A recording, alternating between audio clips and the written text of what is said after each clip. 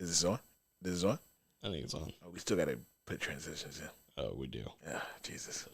And welcome. Wow. Welcome back, everybody. Why is my camera just pissing me off today? It's not in the right spot. I don't know what's going on with it. Oh, man. Welcome back, everybody. It's another episode of the Arena of Audacity. I'm still saying arena. I've been saying this shit for like 6 months. You'd think I'd get it right by now. The Arena of Audacity. With me, the fat fella himself, Matt Jones. The audacity of it. Over there, Jay Spoon, Josh Weatherspoon. We are in the studio of a fat fella for the first time in a while. Yeah. It's been a minute. But we're going to go. And if you have seen the title of this episode, you'll know that today we are going back to Cali, even though we're already still there. But Back in the time. what about a second special? That's right. We didn't talk nearly enough about Lord of the Rings last time because somebody... First off, this is the first time I've seen this picture. Yeah,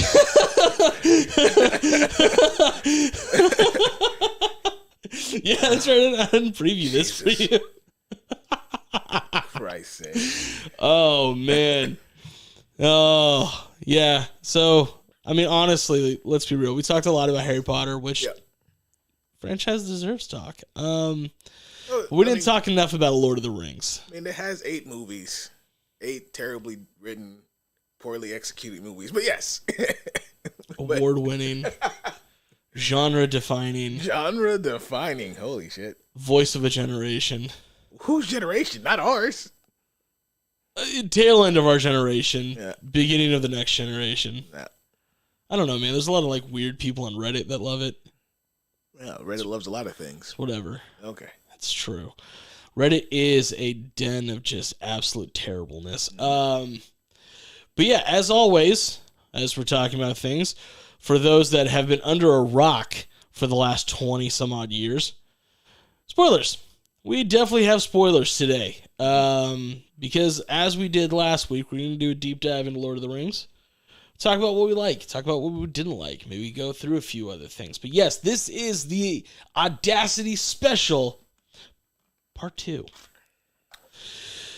So yeah, let's kick this off.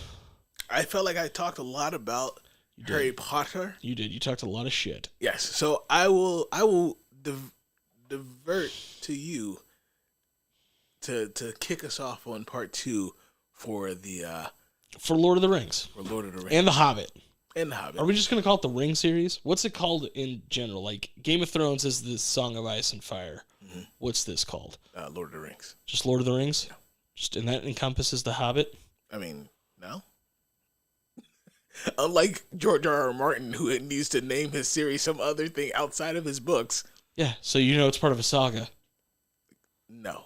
Yeah. He's a saga that he still can't finish. Anyways, whatever. He'll probably never finish it.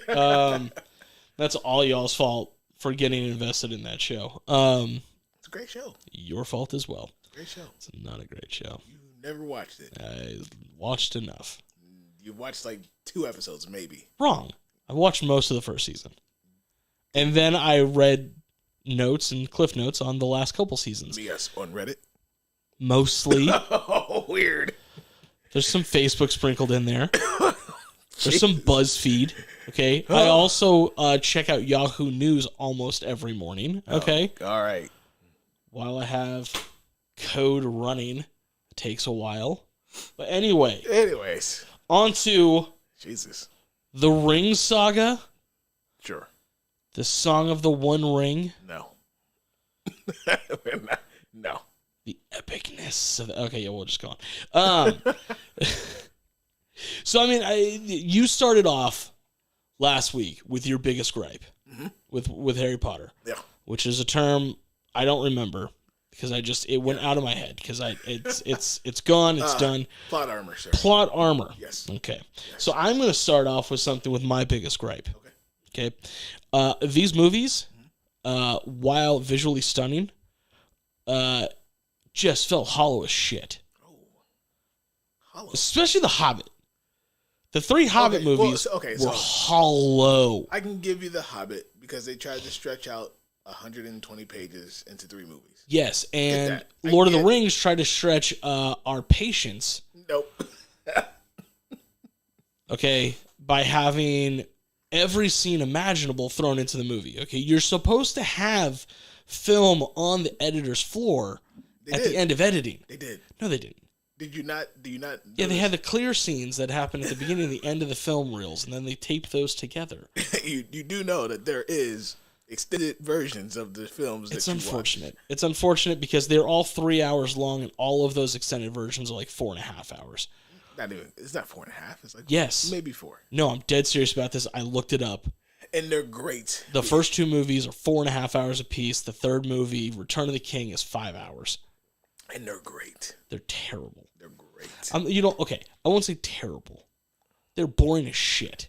And that is my biggest gripe with all 6 of these movies. Okay. Is that regardless, I get it.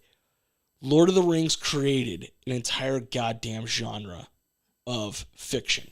Mm-hmm. Okay, I get that The Hobbit was like the greatest story that our parents' generation was ever told. I get that these movies grossed more than everything before the MCU came out. I get all of that. Yeah. Okay. But you know who also did all of that? Nickelback. Oh my God. This is the Nickelback. No. Of movies. No. All right? Where they have like... What genre did Nickelback create? 2000s butt rock. Okay, so that's not a real genre. No, it is a real genre. Okay, because after them you got Hinder. You got what band did the Spider-Man song? Nickelback? No, not Nickelback. There was another one. Oh man, this is where I need my wife in the chat. Although she probably wouldn't back me up on this one. The You Could Be a Hero or whatever the fuck song.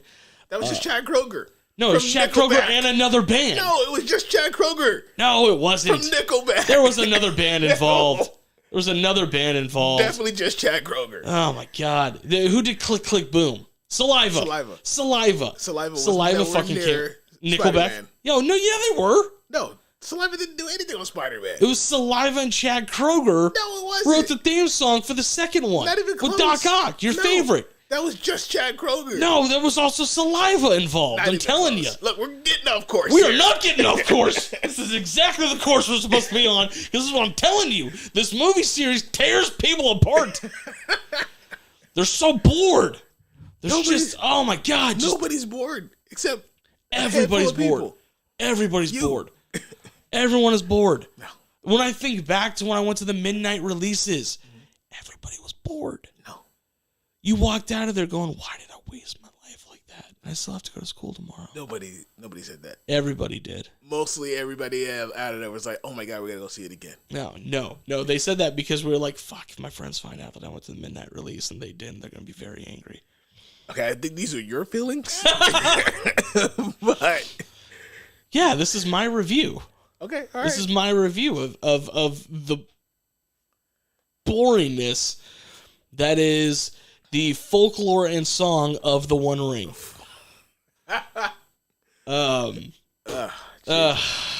Anyway, no, I mean, because I took a shit ton of notes. Uh-huh. All right. So far, your established argument is very hollow and shallow, much like the movies. If that's the only thing you got going for it, please. Because I got to try to remember. This is the problem: is that when I'm bored with shit, I forget it, and I forgot a lot of this because it was so fucking boring. All right, starting with The Hobbit, I'm gonna tear that ass apart. Okay, it was all style, no substance. Okay, it was. Everything had a fucking song to it. When you compare the dwarves from The Hobbit with the dwarves from Lord of the Rings, they went backwards 60 years later. Wait, how'd they go backwards? With like the style and the look and the crispness. But it was like they looked good, but they brought almost nothing to the table. And it was like, oh, Thorin is like, oh, look at him. He's Oakenshield. Oh my God. And then all of a sudden he's a dick. And then they're like, but we'll follow him wherever. And then he's a dick again. They're like, I'm not going to follow you. Then he's a dick again. And they're just like, yeah, but you found a fuck ton of gold. All right, that's all they had. That's all the Hobbit had. Now, Lord of the Rings. Okay, all right. We're apparently deep diving into this. I feel like this part isn't going to last very long. Because it all comes down to Peter Jackson milked the fuck out of these movies. Milked the absolute fuck out of them. Okay, everything had to have like the fuzzy CG view. Okay, all the like the reunions had to be. Oh my God, Frodo, Yes, Frodo. You've spoken about this, And we're speaking about it again, damn it. The lights. However, Shit. and as we have technical difficulties, however, you do have to keep in mind that a lot of folks who are book readers in terms of following that saga that way, a lot of folks that are ingrained in the Lord of the Rings enjoyed and appreciated what Peter Jackson did because he literally brought the book to life. Look, I want to tell you a story from when I was sitting there watching that first movie, and when Gandalf and when the Fellowship was around the table and they were all like talking about the ring and whatnot, and Gandalf starts speaking the unspeakable language, and it hit you, it's just like, holy shit. They actually, like, they went through and put in the time to have people who were, quote unquote, educated in how that language is supposed to be spoken in terms of Elvish, the unspeakable language, and all other languages that are in that book, those books, and actually got it right. So people wouldn't come back and be, before Reddit, oh God, what would it be?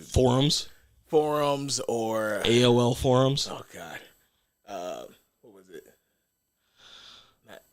That's something. God, I can't remember it now. CSS feeds. No.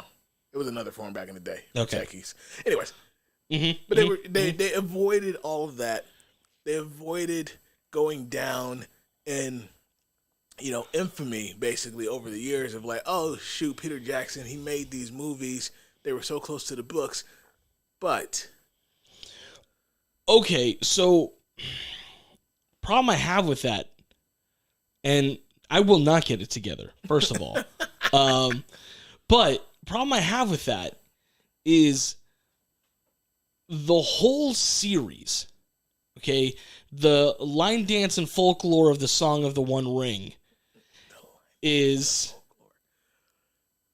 that man can't be trusted. No, it's not even that. It's he built the languages before he even wrote the story. Yes. Before he even built the world. Yeah. He created his characters around their languages.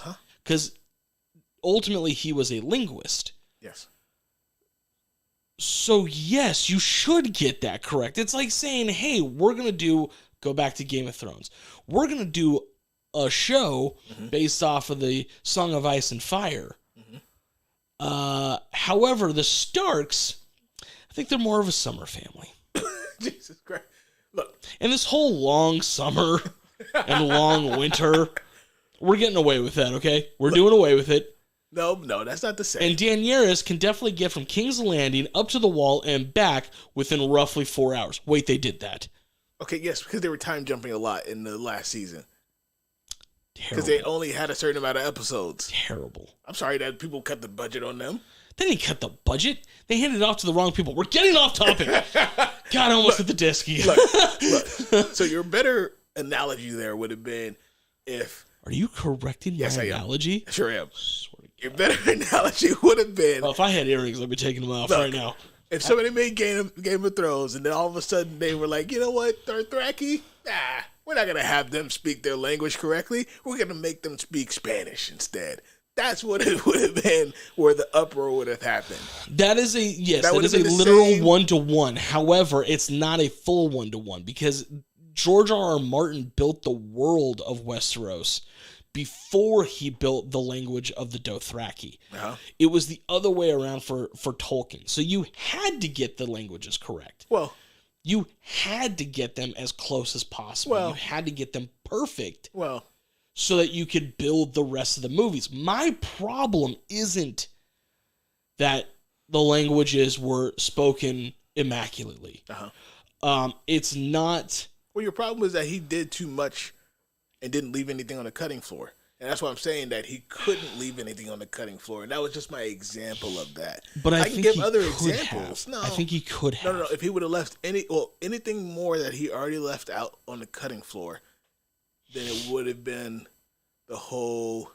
You would have gotten like, okay, well now it's not as close to the books as you need it to be. Then maybe there should have been more than 3 movies. At that time, wake that shit up. Well, at the time, 3 movies. That's what you did in Hollywood. You did the trilogy at that time. So Harry Potter, unfortunately, because of how many god awful books there is. Oh my god! That's why you got 8 god awful. You know what movies. I think it is? I think you have an emotional connection to Lord of the Rings. No. That's what I'm hearing here because you even said it the first time you heard Gandalf speaking the unspeakable language.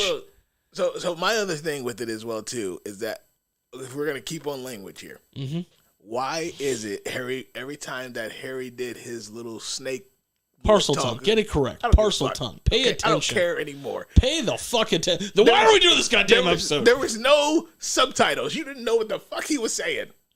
Yeah, anytime. That's the whole thing, though. No, because you're not supposed to know what he's saying.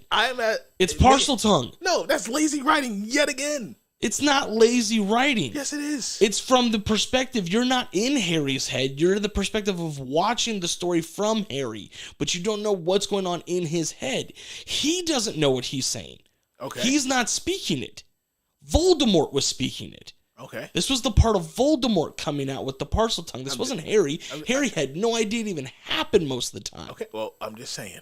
And that was explained in the books and in the goddamn movies. No. When?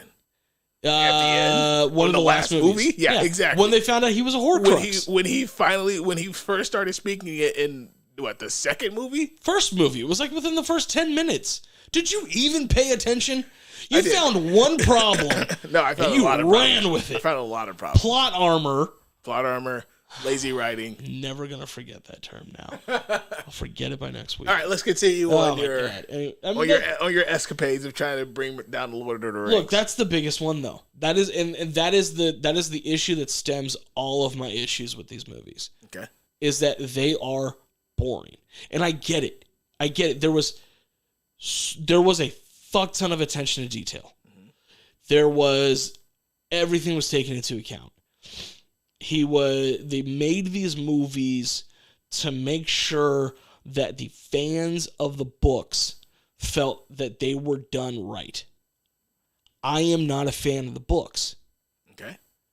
So what it did. So what you're saying is it looked to the niche market level. It looked to the niche market. The niche market. This is one of the most highly critically acclaimed movies. Yes. And look, I am bad-mouthing it, but I'm not going to actually bad-mouth it for doing right by the fans of the series. No, it's not just for the fans of the series, though. It was, though. It was meant for the fans of the series, and it was meant, I guess, for those that were able to emotionally attach themselves to the movies, to pull themselves in. But that's the problem, though. Okay. As the casual viewer, I cannot emotionally connect myself to this series. I could not give 2 shits. With your emotions. First of all, you're not my therapist. I don't have a therapist right now. She got promoted. Congratulations, Dr. Wong. She's an amazing woman. However... Dr. Wong? What is this? Rick and Morty? No, it's my doctor. Isn't the therapist? Maybe. I don't know. So you remember that, but you don't remember Harry Potter. Because I only remember things that leaves an impression on me. Fired. Just exactly what you said earlier. I am the casual viewer. There's nothing wrong with my emotions. Were there things wrong with my emotions? Probably. According to my doctor, yes. I worked through a lot of those. My wife is very happy I did. Okay. But it because of how I didn't read the books as a kid, and I was in my teenage years when it came out. in my fucking angry teenage years when he came out, like latter teenage years when he came out, there was nothing for me to grab. There was no, for Frodo, at least in the movies, is one of the most annoying characters that has ever been written. Whoa. Nope. Okay. And on top of that, Sam is also annoying as a character. I kind of get where he's coming from, but he's annoying as a character. You mean the lawfully good character of Samwise Gamgee is annoying? As he's keeping Frodo on the straight and narrow path of destroying the One Ring? It's hard for me to view him as lawfully good because lawfully good have backbones. Huh?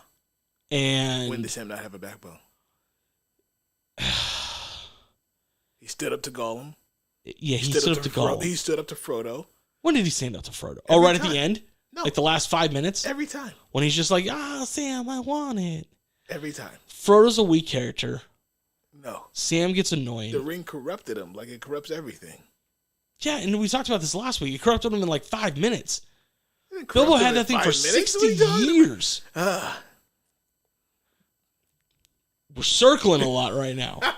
I'm just throwing it out there. I'm throwing it from my perspective. Frodo is not a character I connect with. Sam is not a character I connect with. Okay. Merry and Pippin would be characters I connected with, but they're just such fringe characters in the way that they're written in the stories until Return of the King. Yeah. When, Pippin is running around Minas Tirith and trying to fight, but he's in the service of the king, so he's got to go back, and Gandalf is like, nah, get the fuck out of here, you're too little. And it's a major pain type thing where he's just, they say I'm too little. And Merry's fighting on the front line. And Merry, well, he's not, he's fighting on the front line. He is being held very closely to what's-her-face as she's riding through the horse, and she's swinging her sword and fucking and people he saved her life from an Nazgul. Okay, yeah, so he swung a sword once. Okay, I'm just saying. But that's the thing, though, is that, like, all these very important moments, it's like we've got all this walking and talking, and then kind of a quick moment, and then walking and talking, and kind of a quick moment, and it's just, for me, kind of it's not enough to grab my attention. Did you watch Two Towers? Yes! Ask me a question about it. I've got notes. How do you say that movie is boring? I can tell you right now it's boring because it couldn't catch my attention. Couldn't keep my attention. And that's the thing. And I think it's a combination of things. I think there's too much going on. And I get it. The books, and I don't get it because I didn't read the books. But they split off into 3 separate parties. Yeah. So you have 3 separate storylines going. Yes. For me, that's too much. How's that too much? It's too much because you read George R.R. Martin's Circle of Bullshit. Okay, hold on. Yeah, 3 stories is too much? Hold on. First of all, that was a book. That was 3 books. 2.5 if I'm going to be specific, because I cannot get through A Storm of Swords. All right, Game of Thrones, Clash of Kings, half A Storm of Swords, 3 times in my life. I have stopped almost on the exact same page every time. Ironically enough, apparently about 2 chapters before the Red Wedding. Anyway, I could get through that because A, I forced myself. B, I could take as much time as I needed. I could stop and come back and stop and come back. C, I had somebody to talk to as I'm going through it, because Franzoni was the one who showed me the books. Yeah. So he and I would go back and forth. All right. So I see what you have 2 problems here that you cast upon yourself. This is therapy time with the Arena of Audacity. First off, you watched the movies in the wrong orders. I know you went chronological. I went chronological. But you watched them in the wrong orders. So that's why you are kind of a little jaded on that, I would say, in terms of being, Hobbit versus Lord of the Rings, what have you. I understand. You watched The Hobbit first. Yes, those movies are kind of hollow because of how much they tried to stretch out that one book.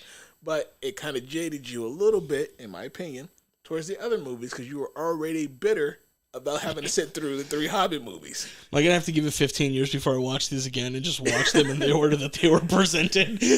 Now. Because hold on. Secondarily, though. Hold on to that real quick, though. All right. Chronologically is actually, I think, the better option. Because if I'd have watched Lord of the Rings first, might have held my attention a little bit better.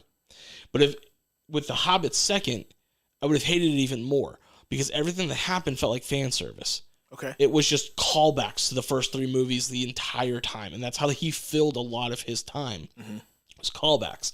If you watch The Hobbit first, those aren't callbacks. That's now establishing a timeline and establishing behavior. Okay. So they're hollow and they're boring and they last way too long. But at least what happens in the Lord of the Rings movies makes some sense because there has been a pattern of behavior established in The Hobbit. Okay. So, secondarily, you gave yourself, I'm going to be generous here. You gave yourself 3 days to watch these movies? 2.5. So. Am I going to have to watch these fucking movies again? No, I'm not saying that. I'm just saying. You were Janella's so happy. She's doing her happy dance right now. You were sitting there like, oh, hey, I had no time to digest it. I think the way I watched the Harry Potter series was probably the way you should have watched the Lord of the Rings series. Start it, take a break, finish it, start another one, take a break, finish it. Rinse and repeat until you get through it all. Because sometimes it's just like you said, it's a little bit hefty in terms of time. But then also as well, too, you're just probably sitting there just like, well, first off, you were sitting there already watching The Hobbit first and going, oh, man, we got to do this again. There's not even finished CG in one of those movies. I just want to point that out. I We pointed that last time. Wasn't even finished. That was during that time where the X-Men debacle happened, too. But whatever. X-Men doesn't exist after the third movie. Continue. But that's how I am deciphering what you're putting out there. I understand. I hear some of your points. We're going to rename these to the Lord of the Rings specials because there's going to be a third one where apparently I'm going to have to take 6 months to get through all of this. I hear some of your points are valid. Janella's super excited. But there's a lot of your points that are just not hitting home. They don't have any substance to them. They don't need substance. They do because... Much like The Hobbit, I don't need substance. I just need the flash. 100% she is doing her happy dance while driving. Shit, where are y'all driving to? Anyways. Oh, man. Okay. So that being said... Yes. I feel like now is a good time to get into our actual versus list. Yeah. Because we didn't get a chance to do this last time. And, we want to, kind of get more into that. Because we've been promoting on, the socials that it was versus. Yeah. It wasn't really a versus last time. No. So it was a lot of you shitting on Harry Potter. Yeah, because it needed to be shit on. Fucking hell. All right, so. All right. In our first matchup. We got Gandalf versus Dumbledore. We're just going to go straight into that. Straight into it. Right. And we kind of touched base on this a little bit before. A little bit? How when the original Dumbledore died and they reached out to Gandalf and he was like, I can't really pick up that mantle. But now, are we saying actors or are we saying as fictional characters? As fictional characters. Okay. All right, as fictional characters. All right. As fictional characters. Do you want to start this or do you want me to start this? You can go ahead. Okay. As fictional characters. When we're saying versus how? Who would win in a fight? So no, not in a fight, but in terms of their impact to the story, in terms of... Oh, shit, we're book reporting this. Okay, all right. In terms of how... Because impact is going to, encompass a lot of things. But yeah, we'll just say impact to the story. We'll just keep it simple. Overall impact to the story. I will give a slight edge to Gandalf. Wow. Simply because if it wasn't for him, neither the story of The Hobbit nor Lord of the Rings would have happened. Okay. You can kind of say that for Dumbledore, but not so much. Technically speaking, So Harry's the main character. Neville is technically the child that survived. He is the chosen one, but Harry gets the attention for it. Kind of debunked that last time, but whatever. A little bit, whatever. Harry's saved by his mother. Technically speaking, Dumbledore and the Order of the Phoenix failed. Because if it wasn't for Harry's mother, Harry would have died. Yes. So... And I want to kind of interject there, because we talked about this last time, and I feel like that this kind of circles back to Dumbledore's failures. Like, in terms of, hey, we know Voldemort is back, but everybody please just go home. We're not going to stick around. We're not going to do summer school. We're not going to do any more training. Just do your own thing. But then also as well, too, when they retconned the whole situation between him and Snape, and how Snape came to him. Retcon that? Okay, they wrote it into the story. It's not a retcon. In the last book, that's a retcon. That's not a retcon. Anyways, so it's a swerve. So Snape comes up and literally is begging to him. Anyway, we're not talking Snape. We're talking Gandalf and Dumbledore. I know, but Snape is begging to Dumbledore that you need to protect his family, and Dumbledore is like, okay, well, if I do this, I need you to do something for me. Like, so to me, if Dumbledore wasn't in the Order of the Phoenix... He led the Order of the Phoenix. Yes, I understand that.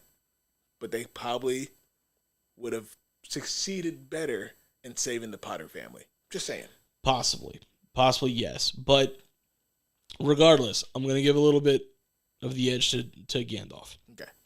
And it is, as much as one viewer last week pointed out how it was very ex machina of Dumbledore and of the Harry Potter world to have a spell for everything.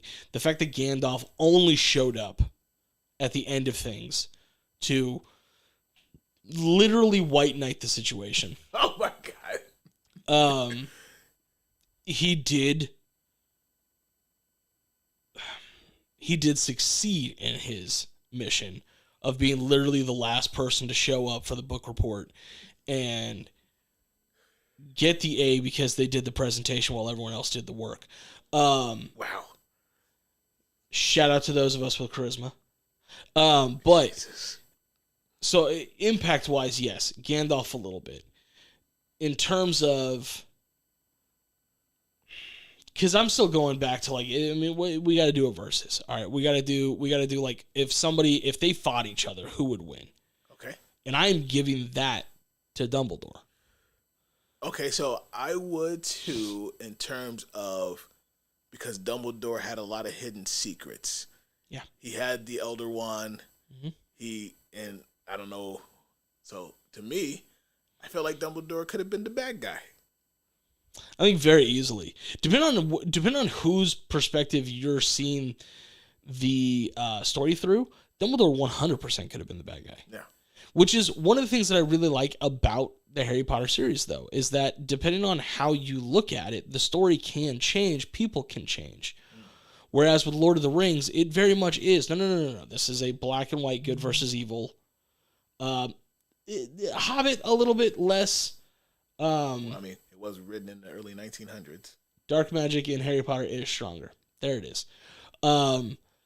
Very much black and white. Okay. Oh, yeah. Hobbit a little bit less, because Smaug's not really evil. He's just drawn to the gold, and who's really evil in that? So we can't say that dark magic is stronger. Okay, so yes, dark magic could be stronger in Harry Potter, but you got to understand though, with Gandalf the White, he is able to defeat dark magic.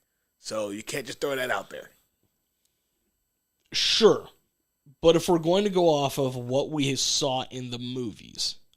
And not the extended books and the extended lore and all that kind of stuff. We're just going off of what's in the movies. I don't think we saw enough from Gandalf to say that he would be stronger than Dumbledore. Doubtful.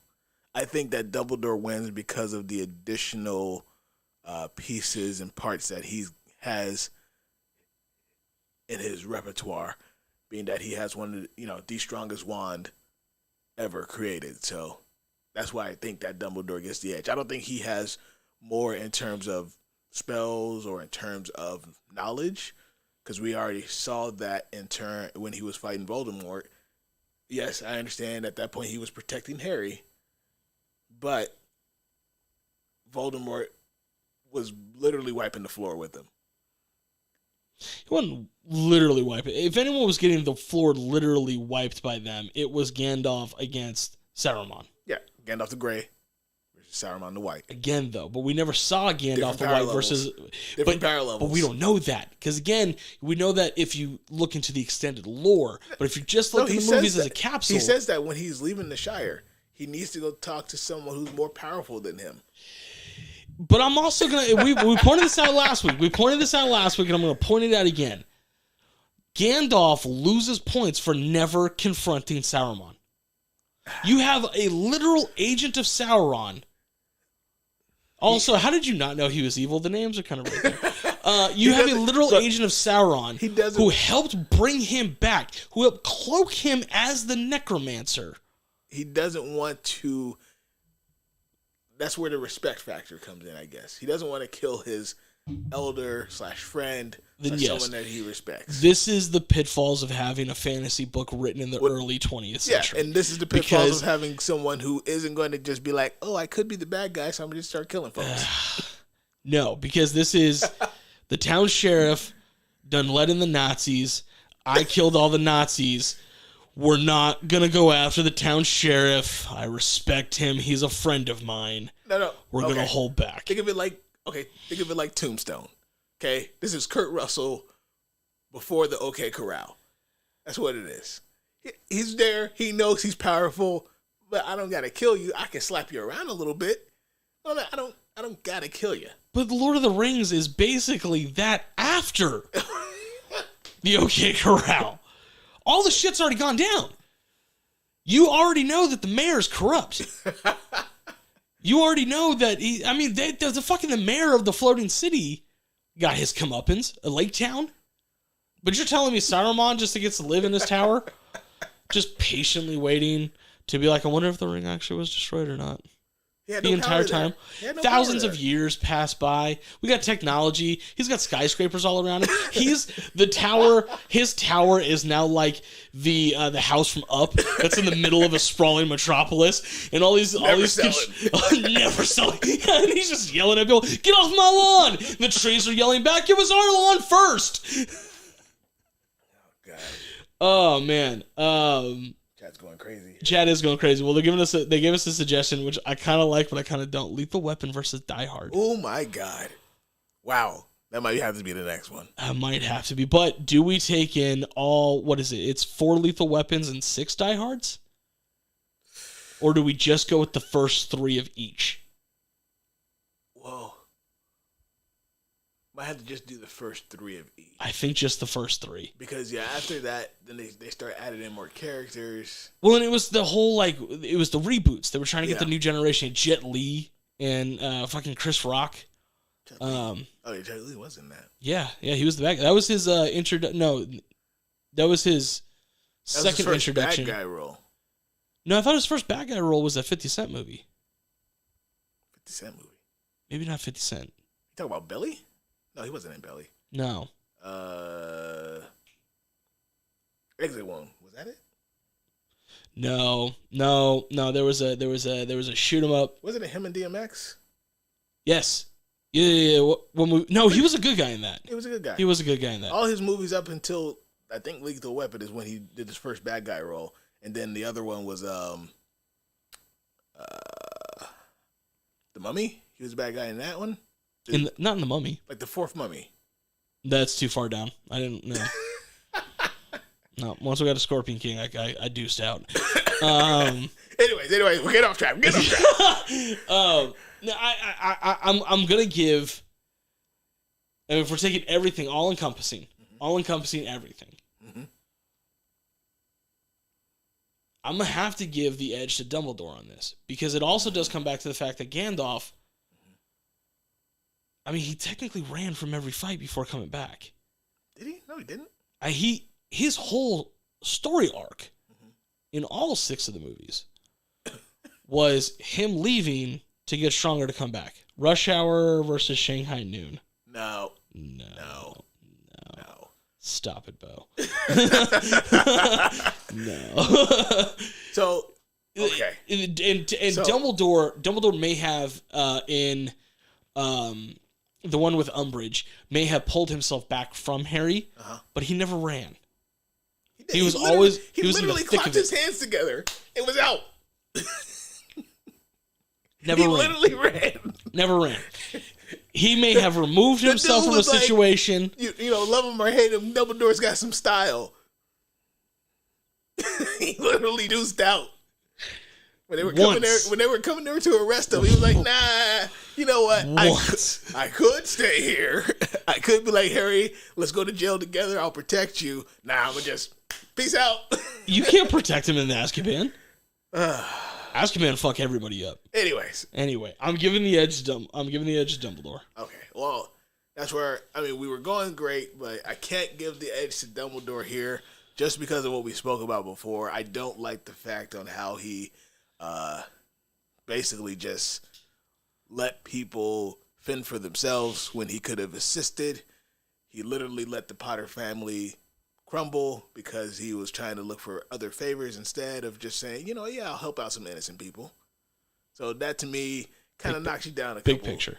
Okay, so big picture. Gotta think of Voldemort. So big picture. Okay, so you're not thinking of the big picture with Gandalf when you're like he's running away from fights. He's literally trying to complete the quest to destroy their one ring. Yeah, well, no. So we're split here. Like I knew we would be. So we're gonna go to the next one. Next one. Gollum versus Dobby. Ooh.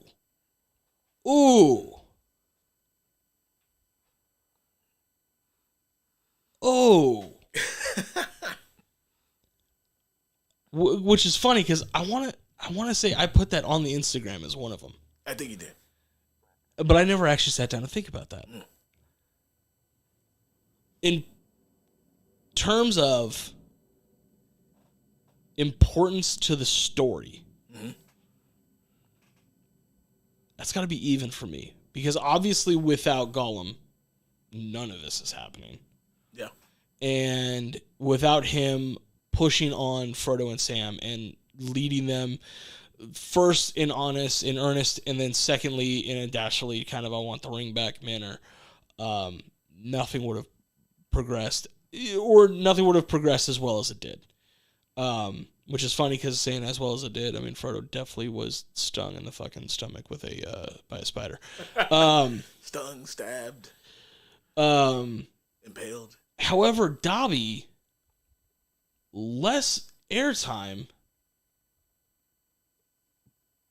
but the same importance. Okay.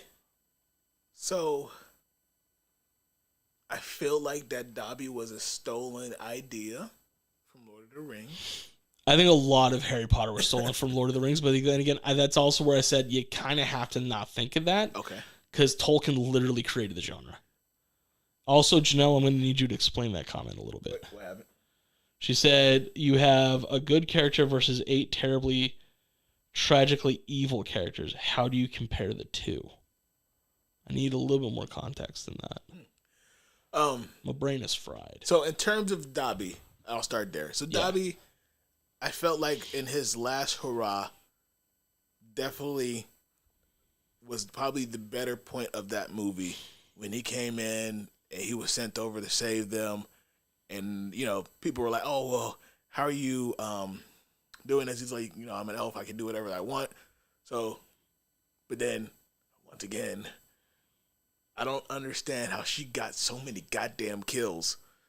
Like, they were teleporting out and she literally threw something in there and got him. I was just like, what the? Yeah, and I'll put that out there because both these characters die in the end. Yeah. I was hurt by Dobby's death. Even when I watched the movies originally as a kid, Gollum dying never affected me. Yeah, so I wasn't, to me, I just think that in terms of the weight that they put on the screen for the deaths, didn't really, made them meaningful. Every time when somebody died in Harry Potter, to me, it just felt like that it was just I don't know if it was because it was more of a PG-13 kind of thing or what have you, but Lord of the Rings is PG-13. I just felt like that it was just more of like a, you just kind of, in old Dragon Ball terms, you kind of went to another dimension kind of deal. If you were going into the censored Dragon Ball world, instead of being killed, instead of everybody being left behind, it kind of just felt really shallow when people died. So to me, that like the only thing that really set it off was just freaking another kill for her. But no, he did in his final scene. He came out and he did work, and even when he was freaking the chandelier, when he did the chandelier thing, he was like, "Oh, you tried to kill me? No, I was just trying to maim you." Yeah. Okay, good line. I like that. Good stuff. But like you said, Gollum or Smeagol, without him, that story doesn't exist. Even when, so losing the ring, telling, finding the ring first. Yeah, not even finding, but getting the ring from his friend. Yeah. Well, I mean, he murdered his brother when he got the ring. Sure, I didn't know they were brothers. And yes, he definitely did murder him. So getting the ring, losing the ring, telling the enemy about the Shire, mm-hmm. Being let loose to track the ring, turning back to Smeagol and trying to do, some kind of good, turning back to Gollum. The argument he has with himself, yes, I will throw out there, was one of the most entertaining things the first time I saw those movies, when they're going back and forth and you're just like, this is fucking genius. Why has nobody done this before? So yeah, so in this argument, for argument's sake, I would say Gollum has the heaviest in terms of impact to the story, progressing the story, basically. And in this, because hold on, actually, and I do want to bring up something that I didn't like. How come after Dobby was set free, he never got new clothes? I never knew that either. Motherfuckers walking around with the same goddamn tiny shirt. Right? Like, bro, get some clothes. Yeah, you're free. You're free. Go do whatever you need to do. There's also some of those undertones with the whole Dobby's a free boy type thing. The fucking J.K. Rowling. No, yeah. Separate the art from the artist, I guess. Yeah. Yeah. But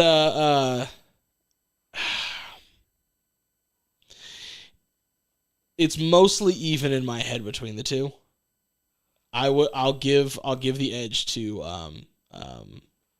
Gollum, because it literally is.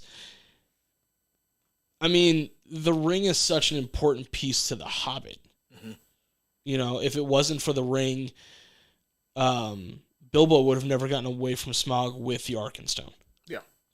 So I mean, it's such an important piece, and he was the facilitator of all of that. So I'll give him that. Gotcha. And before somebody comments in the comment section, we did also say that Gandalf was partly that, but no, the edge still goes to Dumbledore.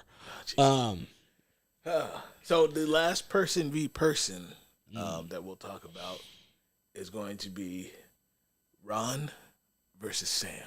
And I like this because I thought you were gonna go with Frodo versus Harry. Nah. Because that's an easy choice. Yeah, Frodo. I mean, if you want the wrong choice, it's no, Harry. because I wouldn't have done Frodo versus Harry. I would have done Harry versus Aragorn.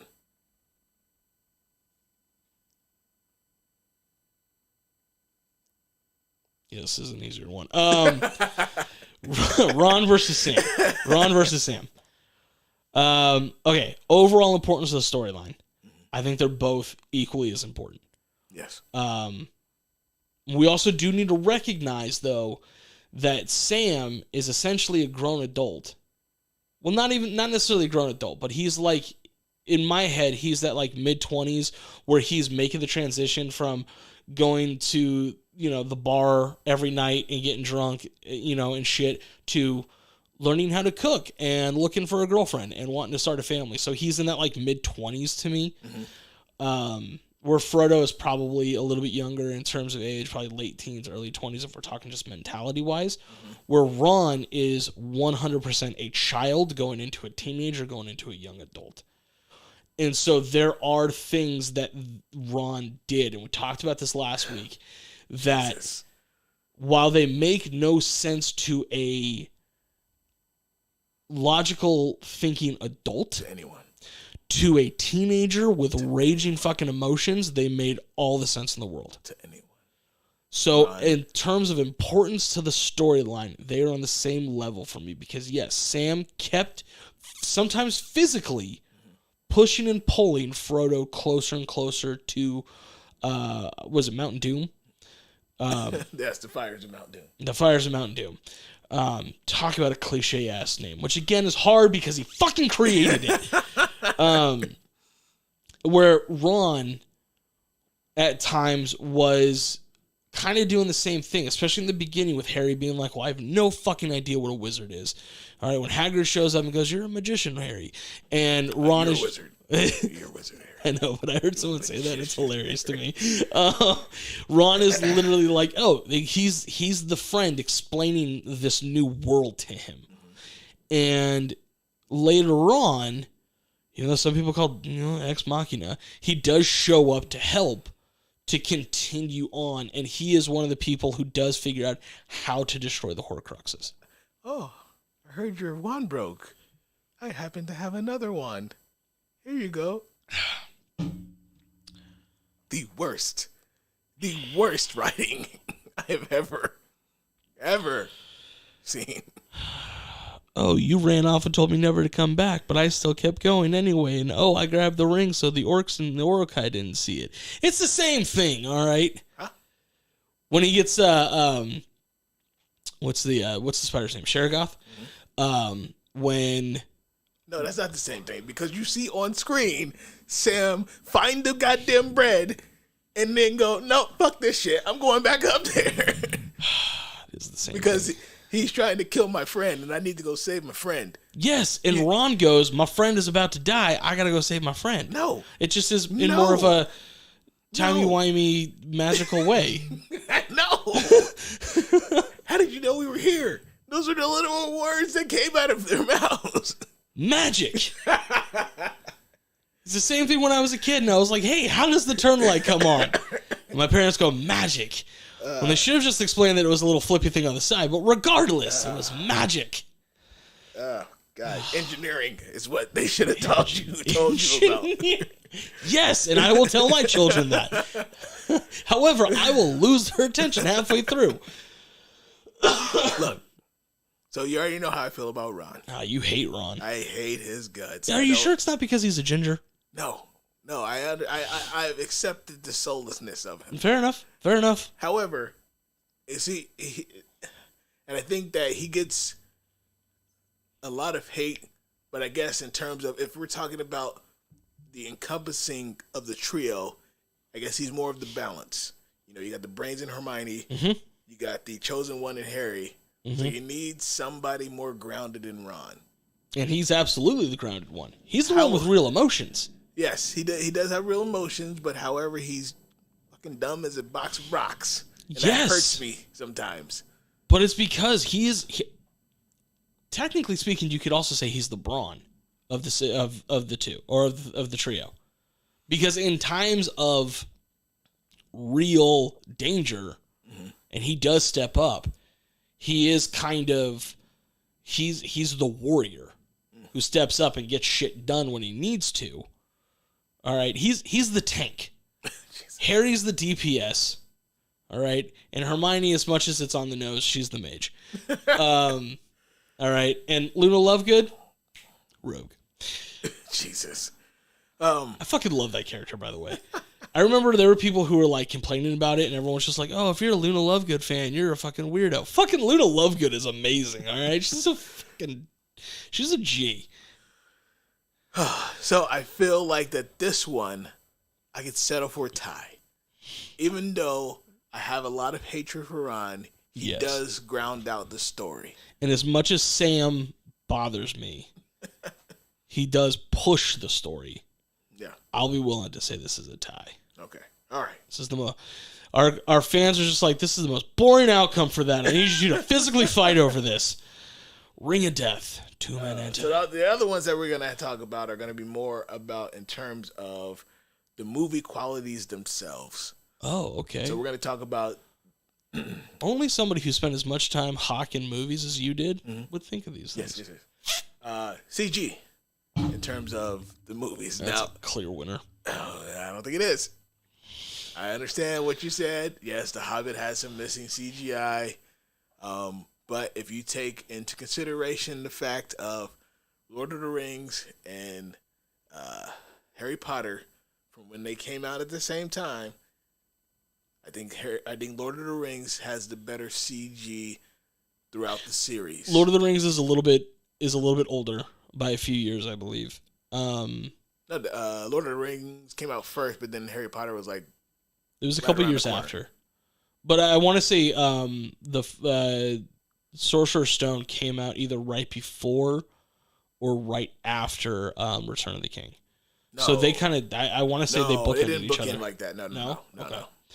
So I'll let me start off by saying this: the CG in Lord of the Rings is astronomically better than The Hobbit. Yeah. And I think the reason, and this is just a gripe I have with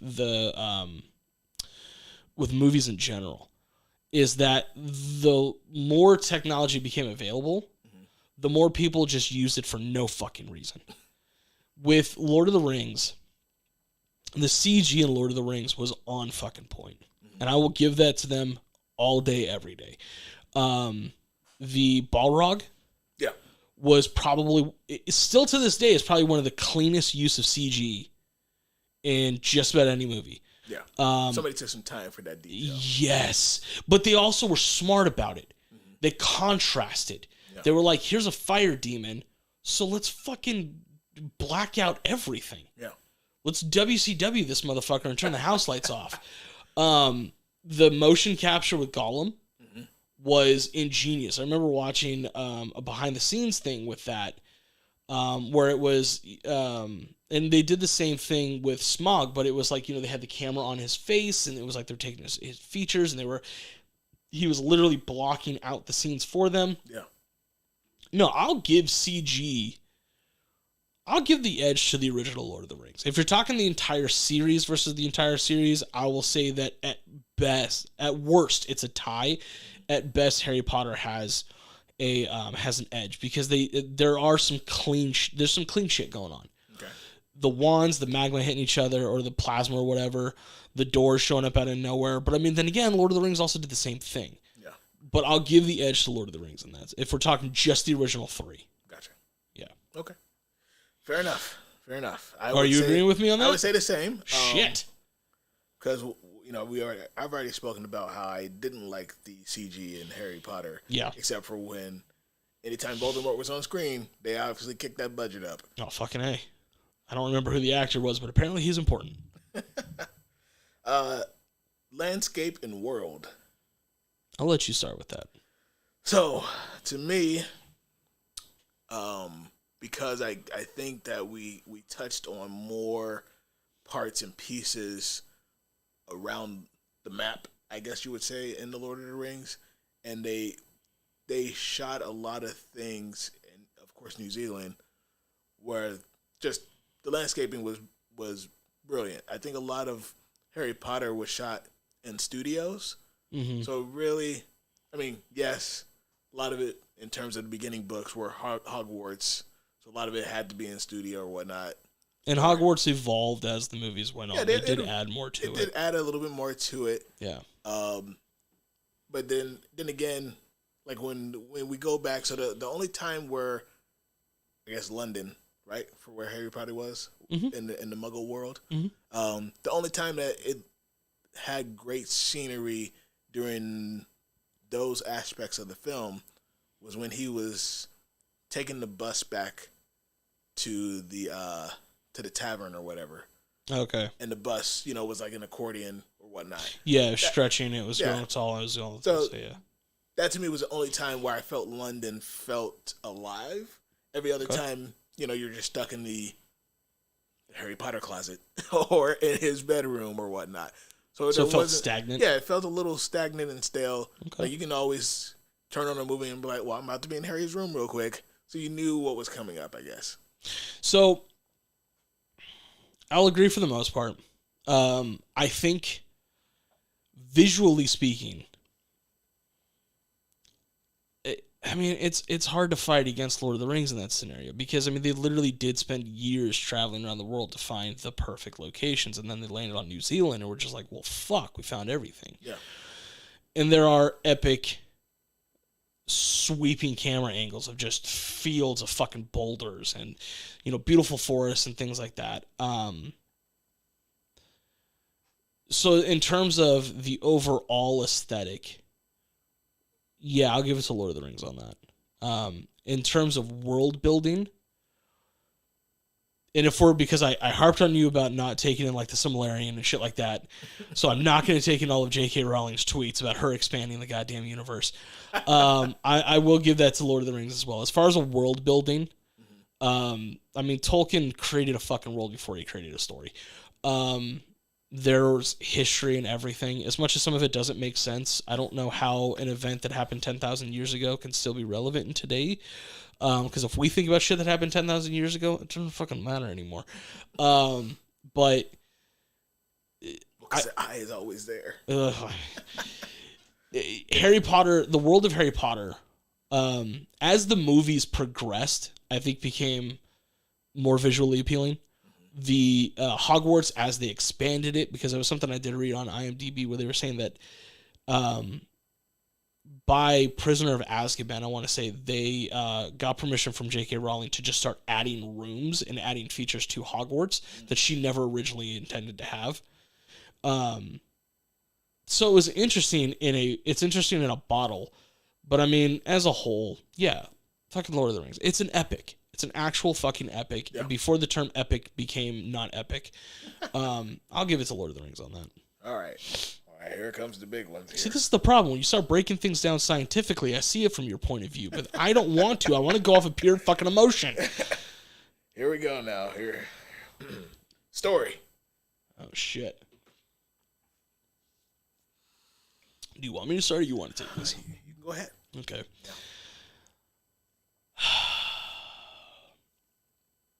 It's hard to compare these. Okay. Simply because you're looking at,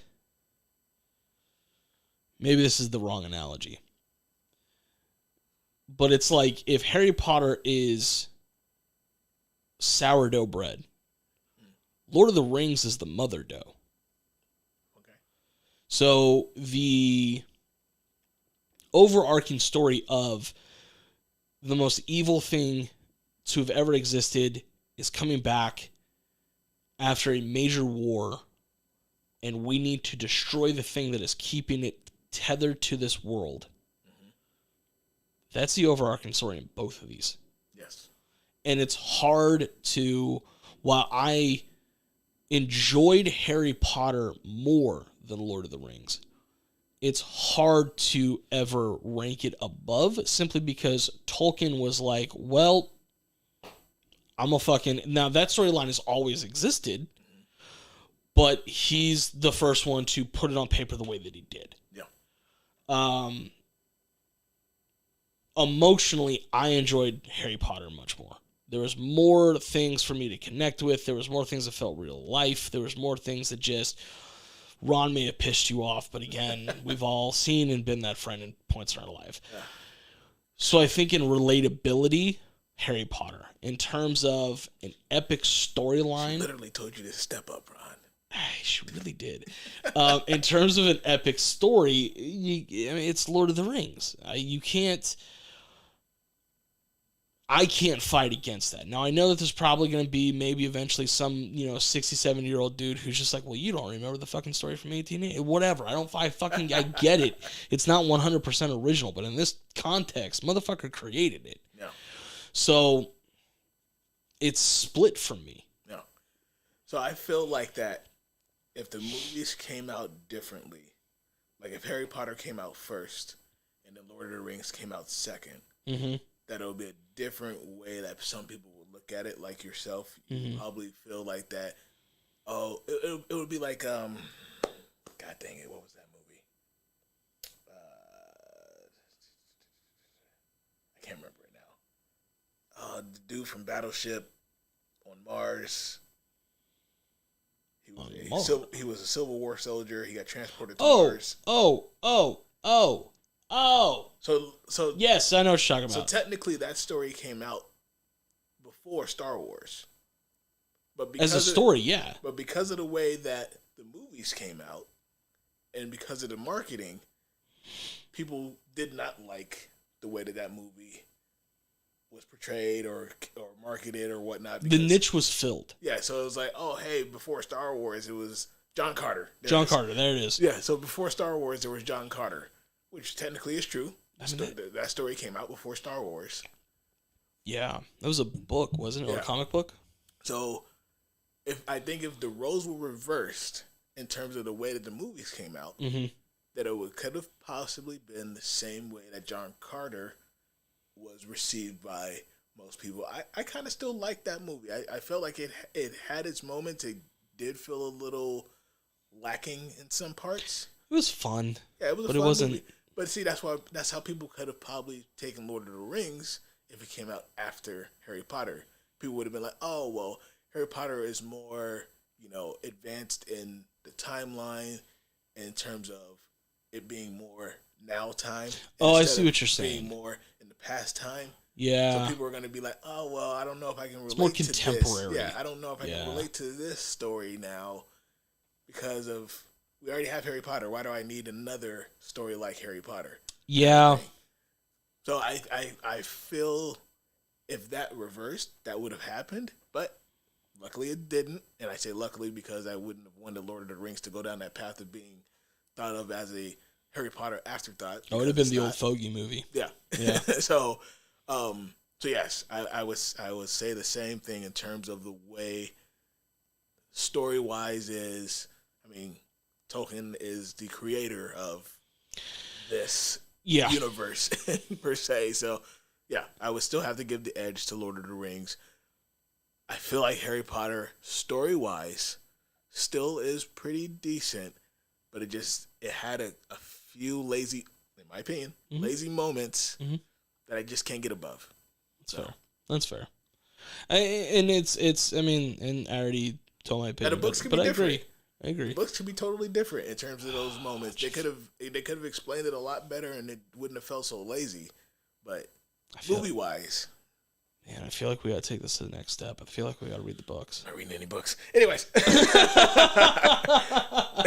last but not least. Oh, we got one more. Okay, and we're gonna end it with endings. You go. So, I already know what you're going to say. Yeah. Lord of the Rings had way too many endings. Oh, my God. For them to end it. Yes, and I agree with you. I felt like, even in the book verse, I felt like that there was just too many points, but they have to wrap up so many different stories. Yeah. However, I feel, though, in terms of the ending fight, the ending fight, and the way that it ended in terms of the congratulation scenes felt a little bit more in Lord of the Rings. The way that the end fight ended in Harry Potter, Voldemort just kind of just crumpled away. It was like Thanos just sitting down. It's like, oh, I guess we're done here. So, and then after the fight happened and Harry's going back into Hogwarts, there's no cheering. There's no celebration. There's no, oh, we just beat him. There's nothing. Like, everybody's just sitting there, just all talking about each other, talking about, oh, you see me do this? You see me do this? There's no, I felt like that nobody wanted to say, oh, shit, thanks, Harry. Like, nobody wanted to do that. So, but when you get to Lord of the Rings and, the ring is dropped, the tower starts crumbling, everybody, you see it on, everybody's face. Frodo, he fucking did it, yes. And then the tower explodes and everybody's like, oh shit, he fucking just died. So to me, that just felt like it had more weight to it. And then even in the congratulations scenes, like when Aragorn is getting crowned king and everybody's bowing, he's like, no, not you guys. You bow to nobody. That just hit. Like, he knows that the hobbits had a big part of saving the world. He wouldn't be king without them. And he's telling them, no, I bow to you. It's very Star Wars-esque. So the Ewoks don't bow. You helped us. Jesus. Once again, something stolen. So to me, it just felt a little different in terms of the endings. Like, it felt more grandiose. Yeah, is that what you're trying to say? Way more grandiose on Lord of the Rings side. It felt like that on the Harry Potter side. They were just like, oh, good, we're finally done with this. Like, you're over here battling somebody who's come back from the dead. You beat him and nobody says anything. It didn't feel right. So it's almost like somebody else was the real villain. Snape was dead, sir. Talking about Dumbledore. So I can see your point with the grandiosity. Because the only thing I could really compare it to, if I'm going to compare it to something personal, being part of a football team that's won big games. Yeah, you have that moment almost directly after where it's like, okay, you show respect to your opponent, shake their hands, get off the field, get into the locker room and absolutely lose your fucking mind. And then you calm down and the conversations after that turn into, oh man, did you see that block I threw? Oh man, did you see that hit I had? Oh man, did you see that catch? All that kind of shit. Yes, there wasn't that with Harry Potter. But it's a little. In that analogy, there was the latter half of that. Like, it wasn't. There was no celebration in the locker room. We missed it. No, it immediately jumped to, oh my god, did you see what I did? For me, though, the main difference and why you didn't have that explosion with Harry Potter is because when you're looking at Lord of the Rings, you're looking at adults who understand the gravity of the situation, who had basically consigned themselves to, this is a death march. We're marching into Mordor. I'm not coming back. They know the gravity of the situation, and when the earth gave way and killed all of the Uruk-hai, and suddenly they get the elation of, oh shit, I get to go back home. Yeah. That makes sense. When you're talking about the Battle of Hogwarts, you're talking about kids who... There was teachers there. No, there are teachers there, but the teacher's mentality is going to be more of, Voldemort just died. Yes. Okay. How are the kids doing? So the kids I don't think have the emotional capacity to have celebrated, because they themselves were like, oh, I'm going to die. Mm-hmm. Like, we're all dead, with the exception of Slytherin. We're all dead. And then when all of a sudden they're not dead, they don't have the history to fall back on, because you're talking about soldiers who've been doing this for years with Lord of the Rings versus kids who just came face to face with their own mortality.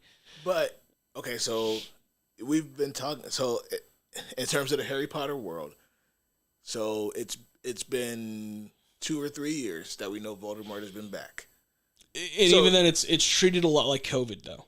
Those who have seen it 100% don't doubt it. Those who haven't are still walking around being like, oh, Trump had the election stolen. No, I understand that, because there was a lot of that in that movie where they were just like, well, how do we know you didn't kill him up in the maze? It's like, what the fuck? Yeah, exactly. Yeah.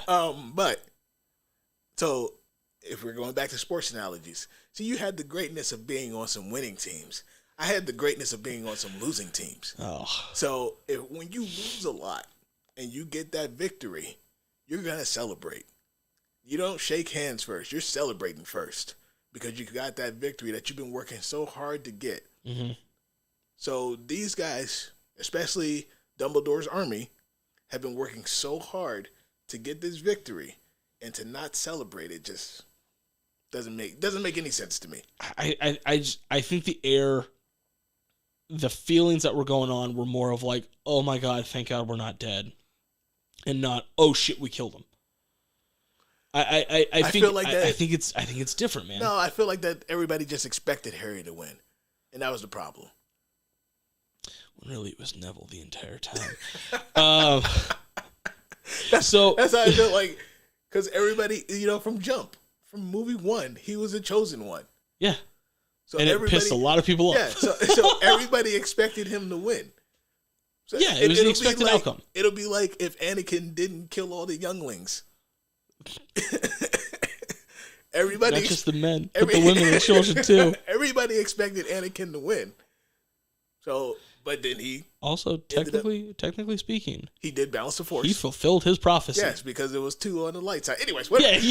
Well, okay, but so we've compared and heavily on Harry Potter.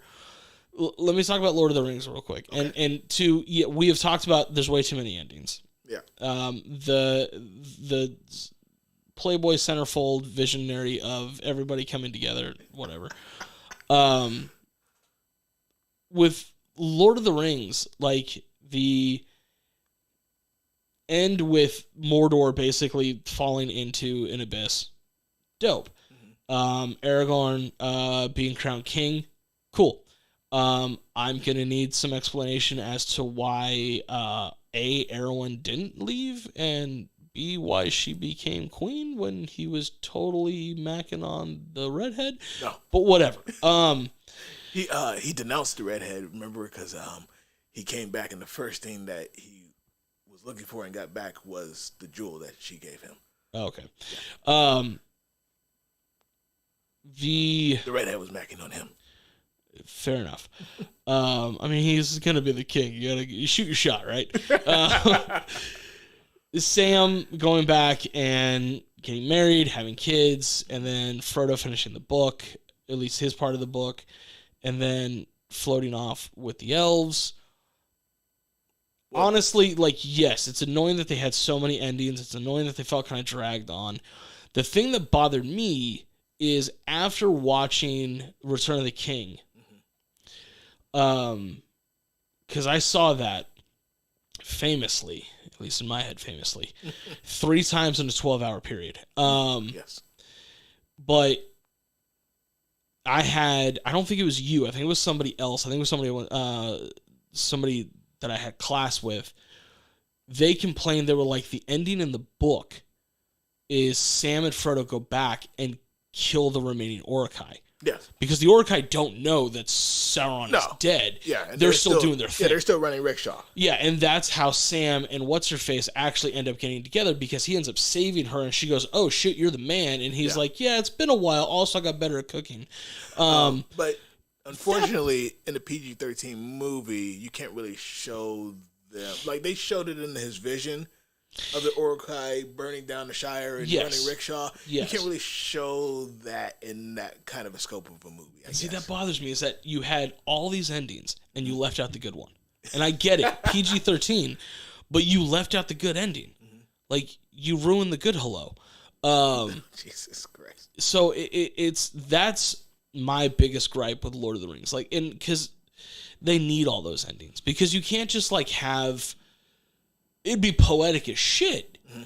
But if you had the final scene, end of the movie, done, we're saving you 20 minutes, and it is Gollum and the ring go into the fire, ring melts up, Sam and Frodo get out of the mountain before it explodes, the army of men is watching everything happen, the Uruk-hai fall into the pit, Mordor is destroyed, Sam and Frodo are sitting on that boulder, and they're like, we're gonna die. This just became a suicide mission. We've accepted our fate, and they sort of lay down, and then the Eagles come in to swoop them out.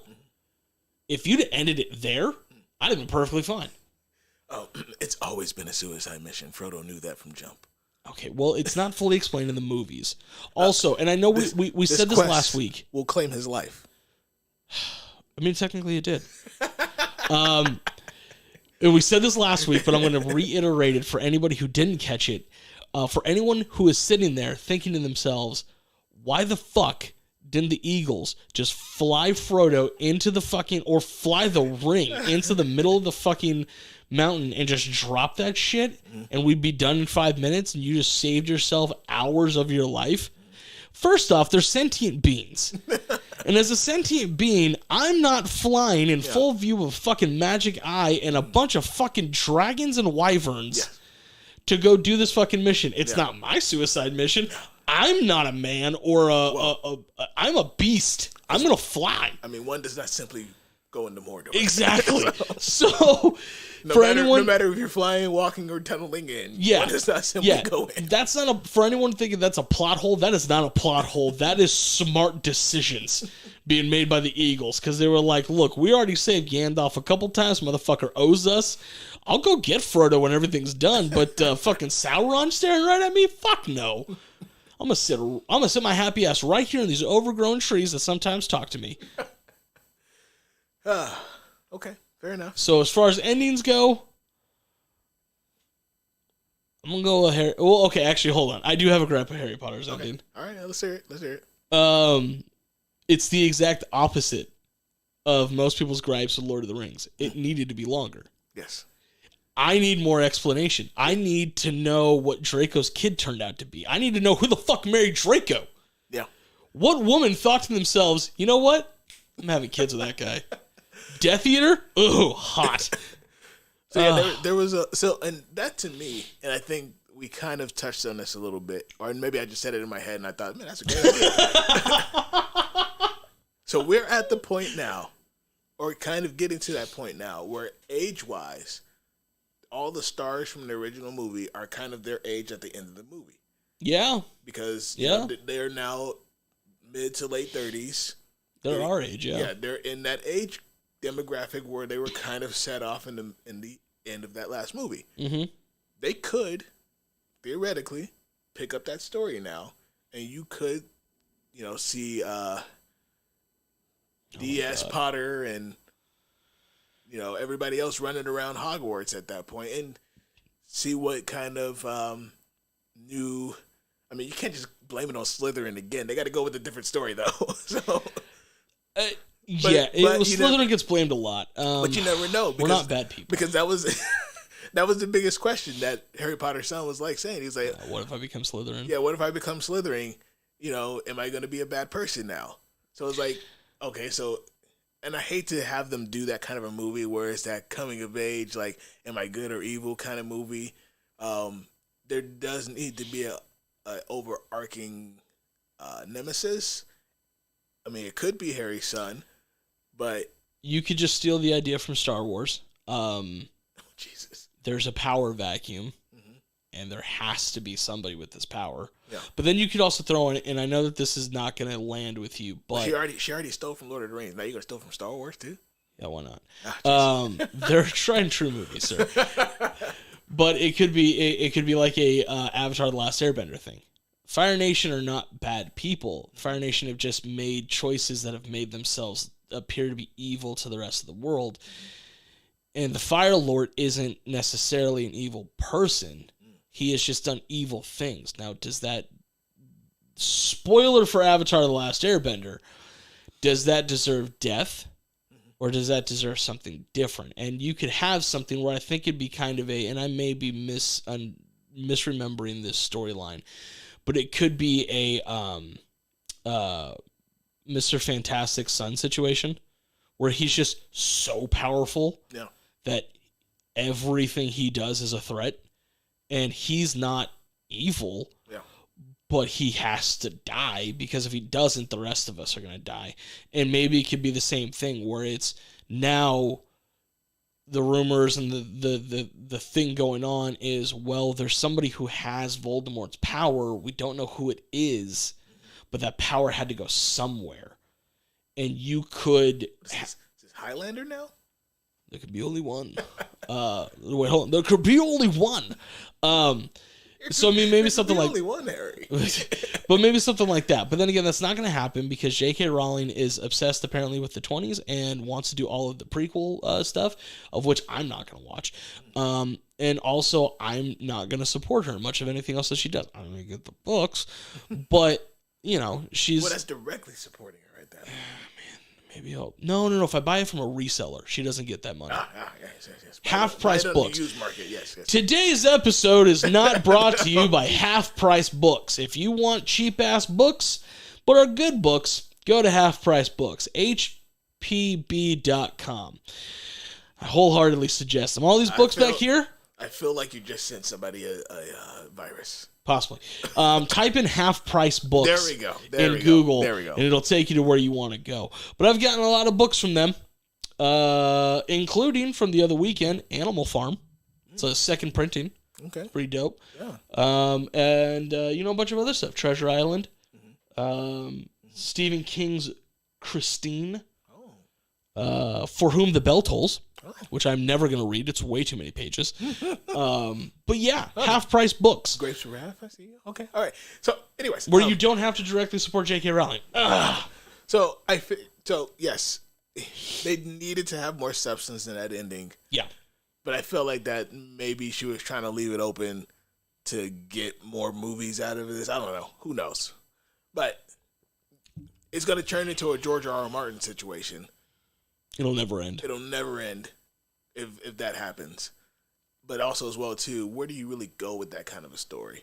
I mean, you would really have to, it's going to focus too much. It'll be forced. Yeah, it'll focus too much. It'll be kind of like, I hate to put it out there, it'll be kind of like how Boruto started. So the next adventure of Naruto, of his kid. And, it just feels more like in the beginning, it was still focused too heavily on the past heroes and not focusing on the title character. Yeah, and I feel like a lot of shows and movies do that. Coincidentally, Legend of Korra, which is the second part to Avatar: The Last Airbender, did a really good job of not doing that. They brought in old characters as just sort of like nostalgia pops, but they all had a reason for being there. But you're correct. It would need to be handed off to different writers. Yeah. But it would need to be handed off to writers who had a passion for the story. And I hate to put it this way, but it would have to be like fan stories. You would have to get somebody who is... I mean, they probably already exist. Oh, I'm not going to go searching 100%, for them. No. And hopefully, although, you know what? Why the fuck? Speaking of books and fan stories... Wait. We're getting off topic here. Endings. Let's finish this. Fuck, endings. Okay. I am personally going to go with... I'm going to make it... That's fucking even to me. Lord of the Rings did too much. Harry Potter didn't do enough. Emotionally, I'm still going to go with Harry Potter just because it hit me when these things are going on. I actually felt good because the first time I even saw Draco, and I think we talked about this, to me, Draco's a misguided child who needed better influences in his life. And when I saw him and Harry gave that look of like, oh, hey, what's up, bud, at the train station, and then he just moves on and there's no like anger in him. Part of me actually felt really good about that. I was like, fuck, he got a bit of a redemption arc. His mom grabbed him. He got better in life. Yeah. So much so that his kid got invited to Hogwarts. Yeah. Like, well, I mean, he was already redeeming himself when he could have said that was Harry, and when he had the Hermione spell on his face. Oh yeah. Yeah. Anyways, I guess I never really liked Draco because of his Mighty Ducks coach, the other coach hairstyle. God, I hated that guy. And then when I saw the slick back Draco hair, I was like, this motherfucker here. He's the Iceland coach. Yeah. Okay, all right. I guess we're just going to go right to it, huh? Oh, man. This is an 80s villain if I ever saw one. I was like, I don't know who back in wardrobe and hair and makeup was like, we're going to slick back your hair. Just that would bowl cut? Yeah, nah, that would just turn you right over to evil. Bravo, because it did. Because I hated your guts. 100%. He was the Jeffrey Baratheon before Jeffrey Baratheon. But I still have to give the edge to Lord of the Rings, just because of the finale, the completionist of it. It felt complete. It felt like a big pop. It felt like a big deal. Felt like a big deal. Okay. Yeah. That's fair. Yeah. That's fair. Oh, man. It's another long one. Yeah. Well, I mean, we needed a part two. I felt like that we didn't get deep down into it last time. So no. And I feel like we did a good job. Is there going to be a part 3? Who knows?